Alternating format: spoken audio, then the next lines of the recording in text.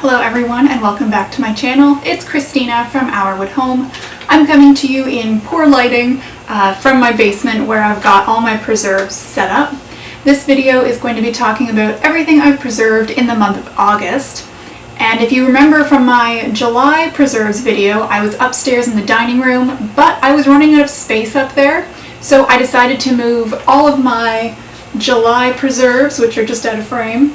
And I also cleared off more shelves to make space for my future preserves, which was a good idea because I've got a lot of stuff. This shelf previously held my canning supplies, which I moved upstairs to the dining room as well as a few other places around the house, and I think this is going to be a good location. However, I'm running out of space down here, so I'm going to have to start taking over some more spaces. I don't know if you can see it very well, but beside me there are some more shelving units that just have various tools, so I think I might have to encroach on that a bit. But that'll be a problem for another time. So now I'm going to talk to you about what I made for the month of August. This isn't everything because we've used up some, we've given some away, but this is what I canned in total for the month of August. Since August is peach season, I did a lot of peach related preserves. I've got some jam over here. I also have some spiced jam. Yeah, spiced peach jam, which I just used pumpkin pie spice in. I also have peach slices that I preserved just in a simple syrup. And some jelly made with the pits of peaches. If you wanted to see how I cut up my peaches, you can check the peach jam video. I saved all the pits from that to make jelly. Let's see, so for peach jam I did 15 jars. I don't record the quantity in terms of volume because I use various size jars. So some jars are 500 milliliter like this one, but then I also do some little half jars or even tiny jars this size. It really just depends what I have and what I want to use. I did 14 1-liter jars of peaches. I find that this is a good size because if I want to have it in a smoothie, that's a good amount for one serving. I also did 15 jars of peach jelly. Some of it I had to redo because it was not quite gelled, but the final jelly is pretty jelly.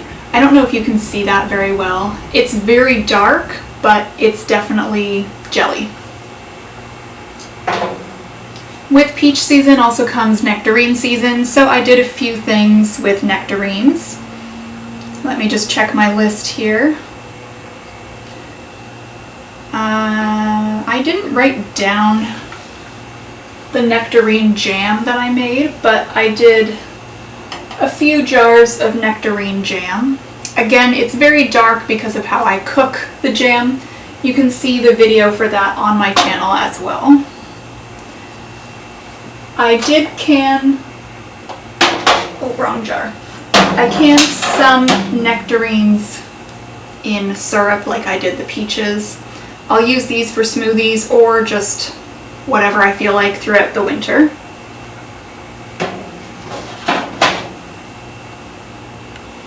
And I think I did I do nectarine jelly? No.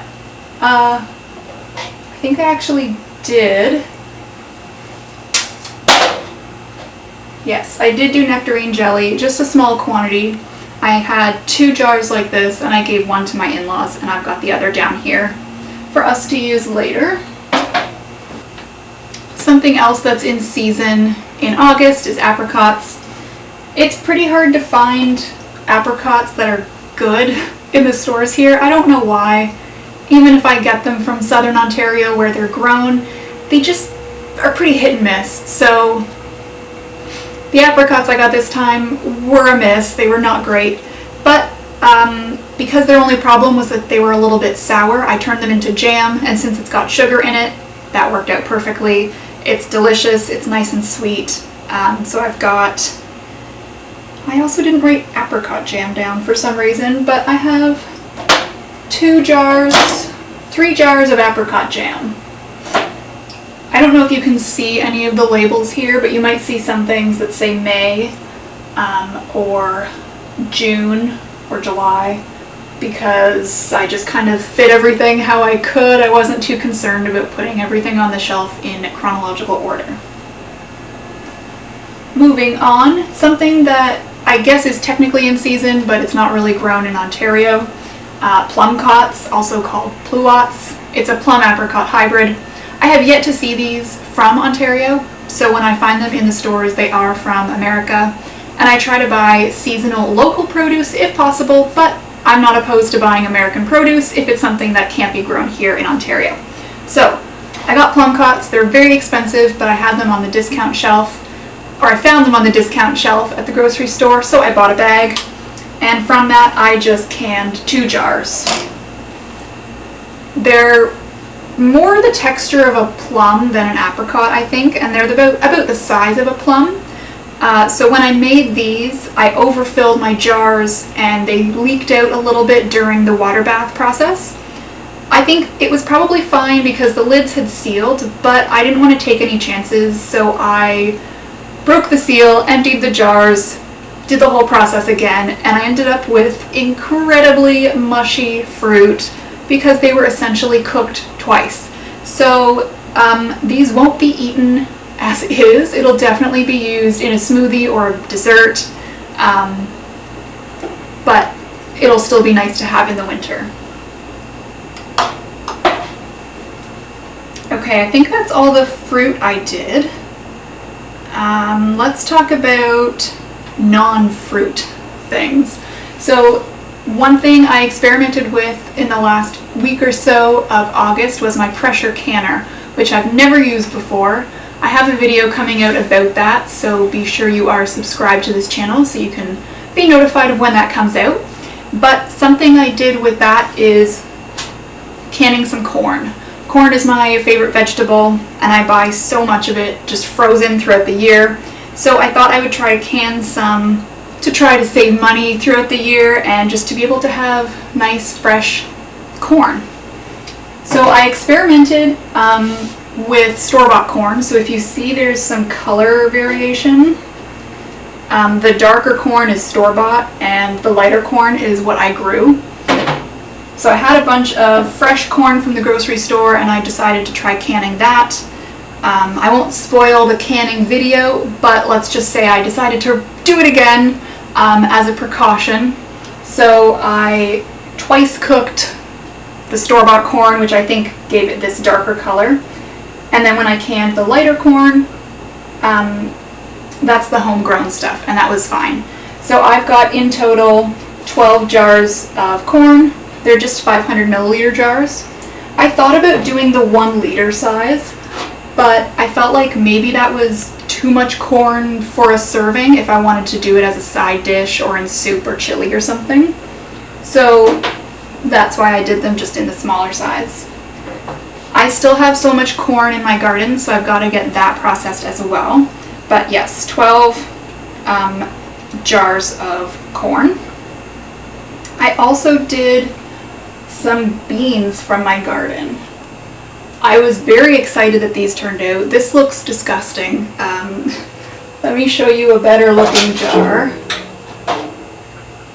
I guess that looks a little bit better.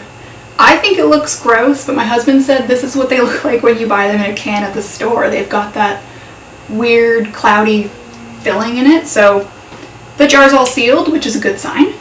So I did 3 of these 500 ml jars of just various beans from my garden. And I did 1 jar of Swedish peas.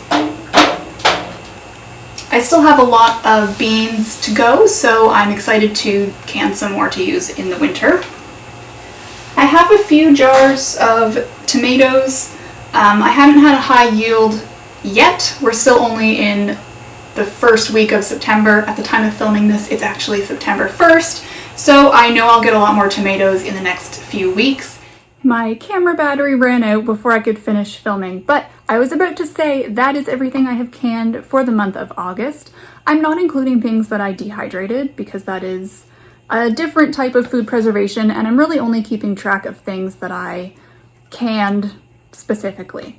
Although I do have a fair bit of dried tea, herbs, and some fruit from the garden. I hope that you enjoyed seeing everything I canned for the month of August, and if you missed the July video, I will have that linked at the end of this video. If you enjoy the canning content, be sure to check out my canning playlist. And as always, thank you so much for watching. I hope that you have a great rest of your day.